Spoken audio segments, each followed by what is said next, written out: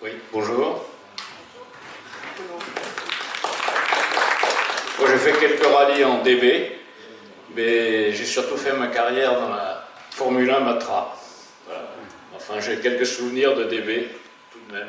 Alors, dans un premier temps, je vous présente la voiture on l'appelait la voiture des frères Morin à l'époque parce qu'ils étaient jumeaux. Là, vous avez Denis au volant, et Bruno doit être dans les stands quelque part en train d'attendre que son frère ait terminé sa spéciale. Mais je voulais simplement faire une petite aparté sur la personne qui est penchée à droite. Il s'appelle Branko Stojkovic. Il a roulé un petit peu sur René Bonnet en 1963. Il a fait le rallye, notamment le rallye de Lagasse et le rallye des routes du Nord.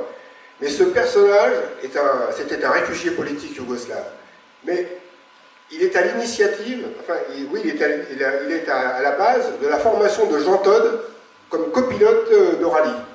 Et c'est lui qui a démarché son père pour le convaincre de le laisser partir toute une saison avec Guy Chasseuil sur les NSU. Donc, vous savez tous la carrière qu'a fait Jean Todt. J'irai pas jusqu'à dire que c'est grâce à lui que Schumacher est champion du monde et que Peugeot a gagné les 24 heures du monde, mais on n'en est pas loin quand même. Merci à Branco quand même. Alors ça, c'est au départ du rallye de Lagasse, je crois, dans les années 60. C'est Lagasse 62. Lagasse 62. Ouais, alors je voudrais vous faire remarquer aux spécialistes DB, personne n'a réagi et je suis un peu surpris là. Si, il y a des freins à disque Messi à l'avant. Ah, il y en a un qui suit quand même. Voilà. C'est une des rares à avoir les freins à disque Messier. Là, on voit bien les roues là. Les roues en magnésium et les freins à disque Messier qui étaient très compliqués à changer. Donc c'était très compliqué à changer les garnitures, je peux vous le garantir. Alors, vous vous souvenez comment vous avez acheté cette voiture ?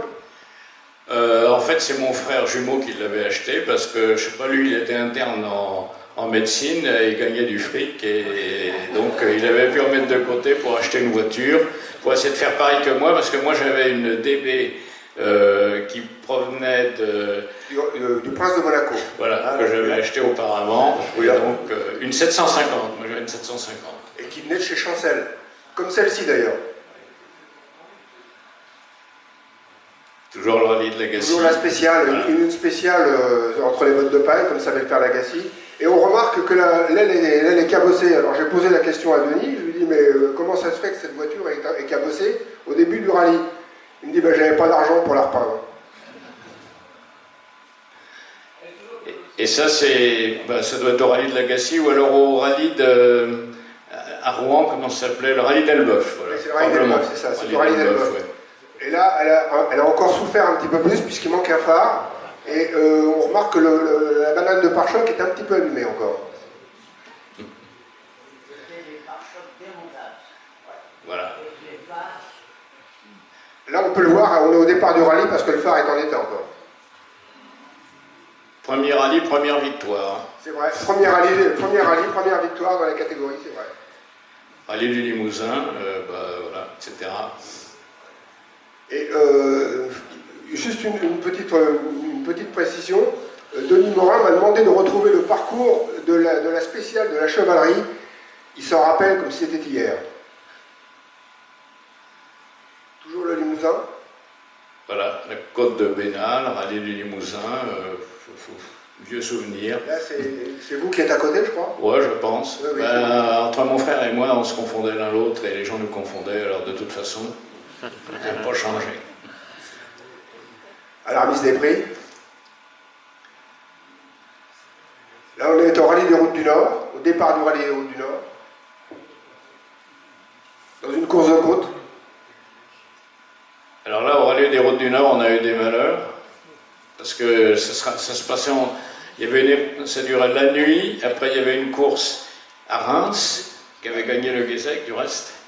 Et puis il y avait une deuxième partie au retour, mais je crois qu'on avait eu tellement de points de pénalité qu'on n'était même plus classé. Donc ça n'a pas grand intérêt. Voilà, toujours. Il y avait quand même du monde. Hein.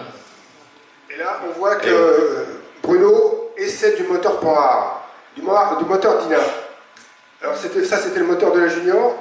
Ça devait être le moteur de la Junior, oui. Parce que j'avais une Dina Junior auparavant, sur laquelle j'avais refait toute la mécanique les engrenages de la boîte de vitesse, le couple conique, les segments, refait tous les... Enfin bref, on faisait que ça, outre les études. Et pour essayer le moteur, j'avais essayé le moteur sur le balcon de chez moi. Je pense que les voisins d'à côté n'avaient pas dû être très contents. Du reste, on voit qu'il y a un cylindre qui explose, le cylindre qui est à gauche en regardant la photo, il y a de la lumière, c'est la flamme. Et là, Ah, voilà. deuxième Alors là, carrière. ça, c'est ma vraie carrière. Je me suis occupé de la Formule 1 à Matra, et donc avec Jean-Pierre Beltoise, que j'ai vu tout à l'heure.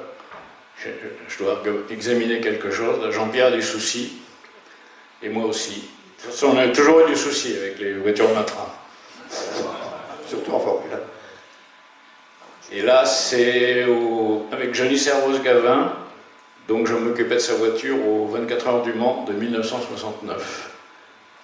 Il avait failli gagner, on était vachement en tête, hein.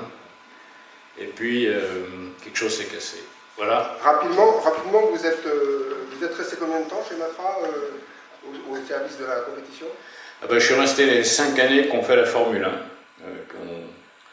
pendant lesquelles il y a eu de la Formule 1. Et je crois que vous avez été détaché auprès de Tyrrell International pour l'année 69. Absolument, pendant l'année 69, je m'occupais de la voiture de Jean-Pierre Beltoise, qui a été 5e au championnat du monde, et puis j'avais même participé à la conception de cette voiture, qui en fait a été la première voiture bleue à gagner le championnat du monde. Donc j'en ai une certaine fierté. Merci. Laisse 80.